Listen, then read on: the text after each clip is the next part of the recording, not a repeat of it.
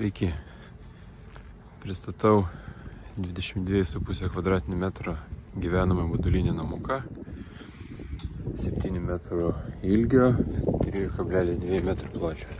Namelis yra pilnai apšiltintas, tinkamas gyventi visus metus. Užeiname į vidų, šioje vietoje matom sienos dekoruotas tašeliais, šitoje vietoje bus pastatyta spinta. Užeikime į vonios kambarį. Vonios kambarį turime dušų kabiną, boilerį, pastatomas tualetas ir kriauklytė su maišytuvų ir spintelė. Toliau patenkame į svetainę, kartu sujungtą su virtuvėlė. Pilnai įrengta virtuvė su kaitlente, kriauklė. Tai matome elektros instaliaciją, difuzorius. Iš svetainės patenkame į miegamąjį kambariuką.